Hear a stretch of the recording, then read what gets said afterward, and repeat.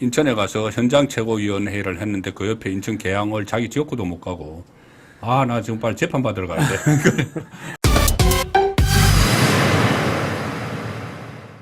지금 초반에 지금 상당히 어떻게 보면은 국민의힘이 좀 선전을 하는 그런 그 양상으로 지금 일단 진행이 되고 있습니다.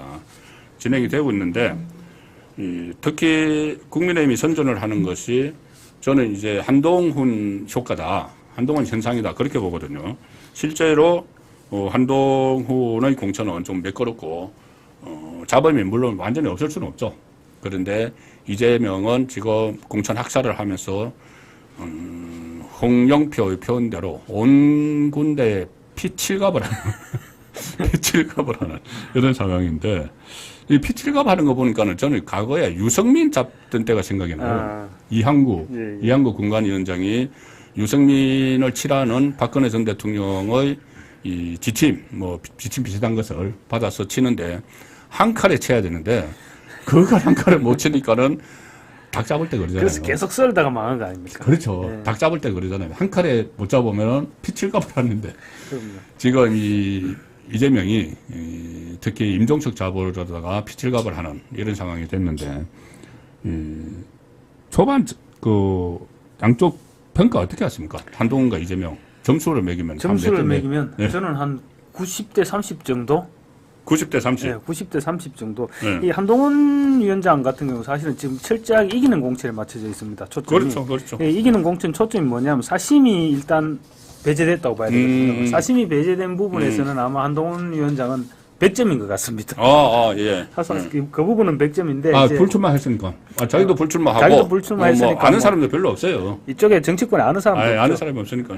예, 그리고 그러다 보니 이제 지나치게 시스템에 의존했죠. 의존하니까 이제 조금 세대 교체가 좀 부족했다. 그 부분이 조금 이제 아쉬운 점도 있지만은 어쨌든 뭐 한동훈 국민의힘 공천 같은 경우는 저는 한 90점은 주고 싶고. 90점. 예. 근데 이재명 대표 같은 경우는 사실은 저도 뭐 한 30년 넘게 이 판에 있어봤지만 이런 공천 처음 보는 거 아닙니까? 처음 보죠. 저도 처음 봅니다. 보다 35년 있으면 나도 처음 봅니다. 그렇죠. 30년 있으면 더 처음 봅니다. 과거 와이스나 DJ 때도 우리가 예를 보면 그때도 당을 완벽하게 장악을 하고 있었죠. 그렇죠. 완벽하게 장악을 하고 있었지만 이렇게는 안 했거든요. 안 했죠. 그것도 보통 비주류를 6대3 내지 6대4 내지 7대3까지는 7대3까지 배려를 했죠. 이 정도 배려를 했는데 지금은 이재명 대표 완전히 다 묻겠다고 하니까 급체할 수밖에 없는 부분이죠. 사실은 30점도 아깝습니다.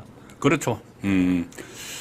그리고 뭐 공천뿐이 아니고 또 다른 부분에서도 현장을 가는 부분에서도 이 한동훈 비대위원장은 민생 현장을 가고 또 구리도 가고 뭐 이렇게 강폭 행보를 하는데 이재명은 본인이 인천에 가서 현장 최고위원회의를 했는데 그 옆에 인천 계양을 자기 지역구도 못 가고 나 지금 빨리 재판 받으러 가는데 사실 그것도 지역구도 지금도 일일이 다니기도 좀 낫지 않을 겁니다. 왜냐하면 과거처럼 그런 막 환영일색 이런 것이 또 안 보이거든요. 그리고 또 한동훈 위원장하고 비교도 될 것이고. 그렇죠. 얼마 전에 경로당에 갔다가는 당신이 우리 인천 계양에 와서 한 게 뭐냐 이런 핀잔도 받았다고 합니다.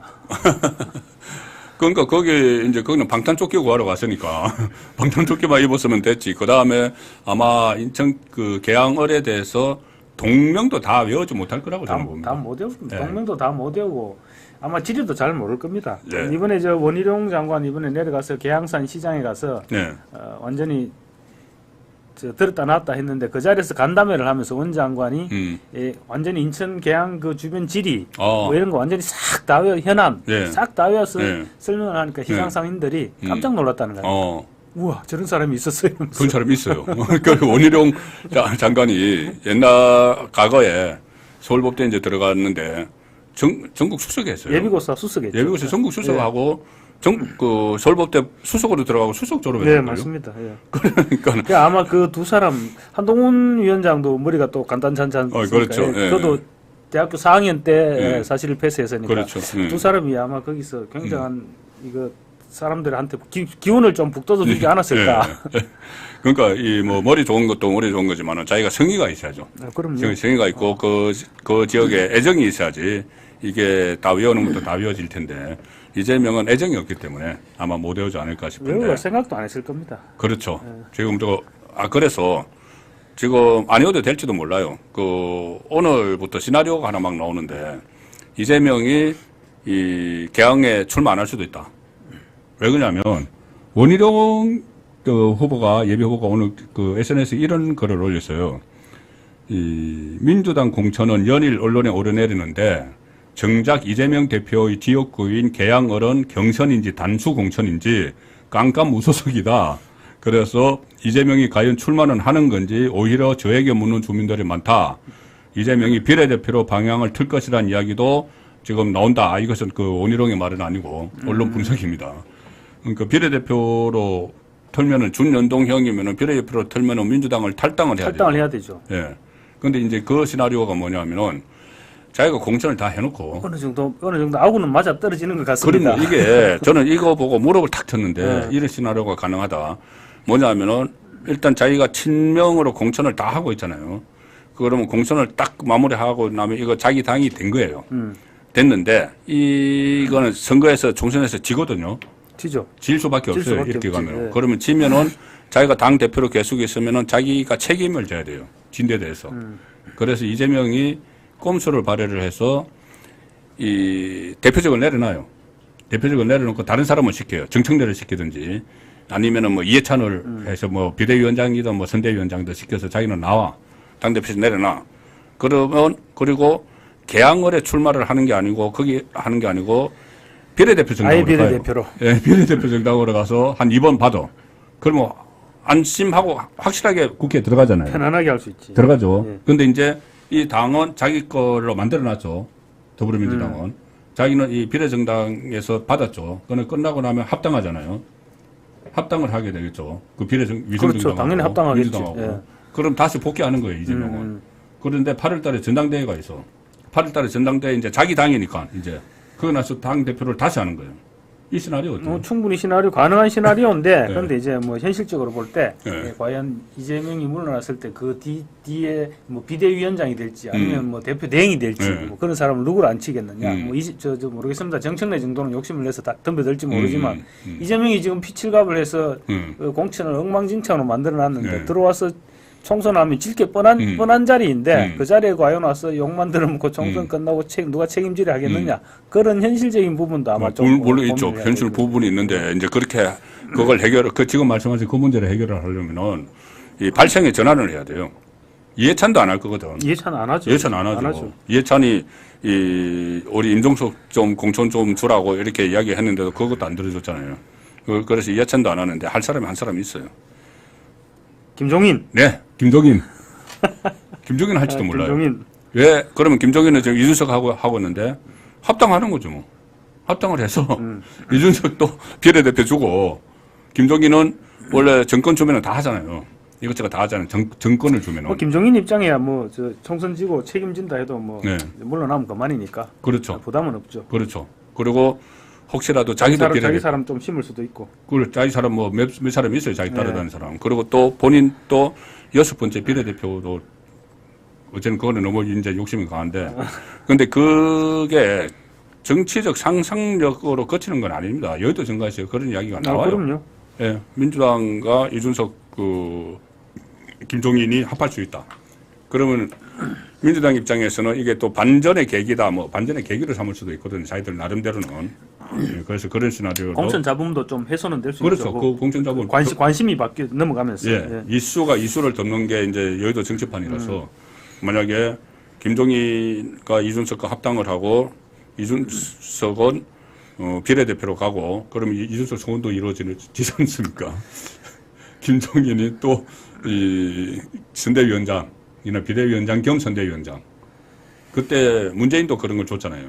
그래서 그 시나리오도 전혀 이 엉뚱한 소리만은 아니다. 이것은 저는 이 가능성이 좀 있다고 보는데 한번 좀 지켜보겠습니다.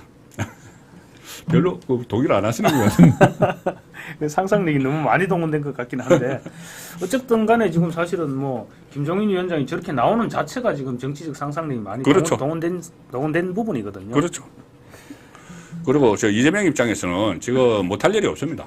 저 정도 되면은 지금 뭐든지 자기가 살기 위해서 뭐든지 해야 되는. 지금까지 이런 일도 해왔는데 앞으로 못할 일은 그럼요. 없습니까? 예. 그 차원에서 제가 이제 그런 시나리오도 가능하다는 말씀을 드린 거고, 다시 한동훈과 이재명으로 오면은 오늘 또 그러니까 이 한동훈 비대위원장 또 도어 스태핑 했잖아요. 예, 도어 스태핑. 도어 스태핑에서 조금 전에 제가 원희룡 말씀도 들었는데, 원희룡과 관련해서 원희룡은 어떻게 보면 본인의 나중에 대권 라이벌이죠. 예. 예, 그렇게 봐야 됩니다. 원희룡 전 장관도 그때 윤석열 대통령과도 경선을 했었고, 이 대권 꿈이 여전히 있기 때문에 라이벌인데, 오늘 그 도어 스태핑에서 원희룡 장관 이름도 나왔죠. 그러니까 오늘 한동훈 위원장이 원희룡 장관 이름도 언급을 했는데, 네. 그 내용을 보면 한 장관 자신도 원희룡 전 장관이 라이벌이라는 점을 충분히 인식하고 있다, 이런 내용이거든요. 무슨 말을 했느냐면 이재명의 공천을 얘기하면서 얘기를 했습니다. 이재명 공천이 이재명은 사실은 당권을 이용해서 누굽니까? 박용진, 임종석 다 쳐내죠. 다 쳐내고 있잖아요. 자기 라이벌들을 쳐내고 있죠. 당권을 가지고 지금 라이벌을 무리하게 찍어내고 있죠. 그런데 이렇게 얘기합니다. 나는 당권을 이용해서 개항의 원희룡을 최선을 향해 돕고 있다. 이 얘기는 바로 원희룡은 장래 내 경쟁자가 될 수 있지만 내가 그럼에도 불구하고 나는 지금 열심히 돕고 있다. 그 얘기거든요. 그 이제 그런 얘기를 하면서 국민들이 볼 때 그러면 이재명이 더 승리에 절박한 것 같냐, 내가 더 승리에 절박한 것 같냐, 이런 얘기를 합니다. 당연히 경쟁자까지 돕는다면 더 절박하죠. 그렇죠. 한동훈 위원장이. 그리고 또 재밌는 얘기를 했습니다. 오늘 안민석 의원을 컷오프 시켰죠. 그렇죠. 컷오프 시켰는데 한동훈 위원장 정유라가 황당하게 됐는데 어쨌든 한동훈 위원장 이런 얘기를 했습니다. 이재명 대표가 보기에는 안민석도 자기 경쟁자였다. 안민석. 무슨 말이냐면. 그거 비꼬는 것 같은데? 네. 거짓말과 거친 은행 등 모든 면에 있어서 경쟁자로 생각하는 듯하다. 그러니까 경쟁자를 내친 것이다. 너도 만만치 않구나. 이렇게 된 거니. 아니, 거짓말하고, 이 소동 일으키는 거는. 장난 아니죠. 내가 해야 되는데, 너까지 그러면은. 한동훈 비대위원장의 말이, 정말 어떻게 보면은, 곱씹을수록 뭔가 생기는 것 같아요. 그럼 저는 이 말을 듣고, 그러면 한동훈 비대위원장이 원희룡을 라이벌로 생각하는구나. 이 생각이 났거든요. 그러니까, 사실 그때 비대위원장도 원희룡 비대위원장 술도 나오고 둘이 같이 몰빵에 올랐습니다. 예.